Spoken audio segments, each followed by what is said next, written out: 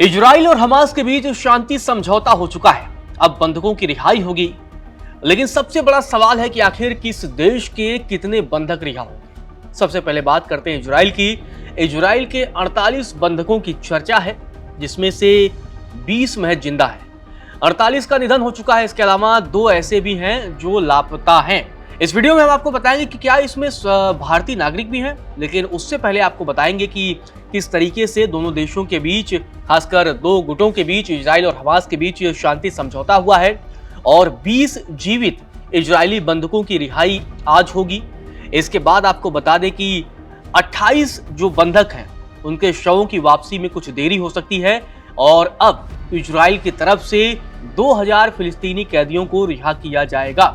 ये बड़ी खबर है, लेकिन उससे पहले आपको बता दें, जिस तरीके से 3 सालों से इजराइल और हमास के बीच जंग जारी थी, उसके बाद अब आखिरकार समझौते की आस बनी है और अब बंधकों की रिहाई होगी, गाजा में शांति होगा और अमेरिकी राष्ट्रपति डोनाल्ड ट्रंप इस पूरे मसले को लेकर काफी खुश भी हैं।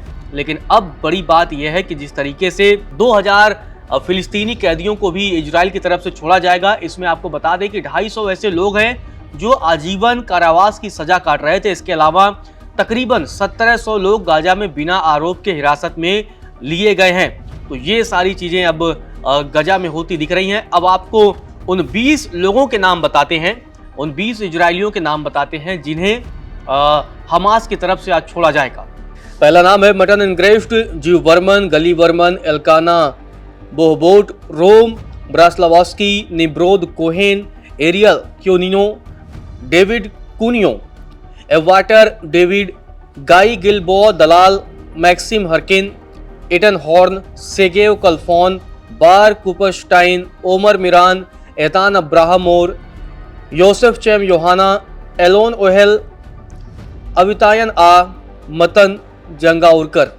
इसके अलावा आपको बता दें, बिपिन जोशी नाम का एक युवक है जो नेपाल का रहने वाला है। उसके स्टेटस का भी पता नहीं है कि वो जिंदा है या मर चुका है। ये बड़ी खबर है। उसकी उम्र 24 साल है। इसके अलावा 20 साल के आईडीएफ के सैनिक तमीर निम्रोदी का भी कुछ पता नहीं है, मतलब इनकी स्थिति के बारे में जानकारी नहीं है। इसके अलावा आपको बता दें कि 26 ऐसे नाम हैं जो जिनका निधन हो चुका है। इसमें 26 नामों में कई महिलाएं भी शामिल हैं। तो ये लगभग 26 ऐसे लोग हैं। और इसके अलावा 2 जो हमने आपको बताया कि जो 2 लापता हैं, जिनके स्टेटस के बारे में अभी जानकारी नहीं है, उनके जो शव हैं उनको सौंपने में अभी वक्त लग सकता है। लेकिन इसी बीच इजराइल के प्रधानमंत्री बेंजामिन नेतन्याहू की तरफ से बयान सामने आया है।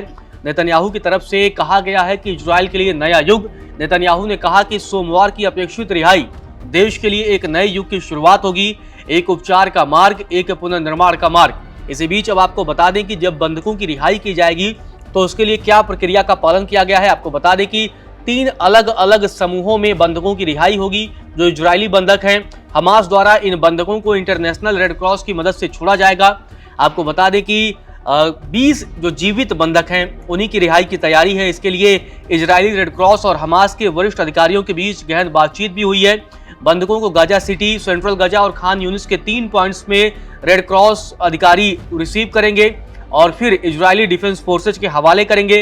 रिहाई के बाद बंधकों को गाजा बॉर्डर पर शुरुआती डॉक्टरी जांच के लिए इजरायली सैन्य बेस ले जाया जाएगा, जहां उनके परिवार के सदस्य भी मौजूद होंगे।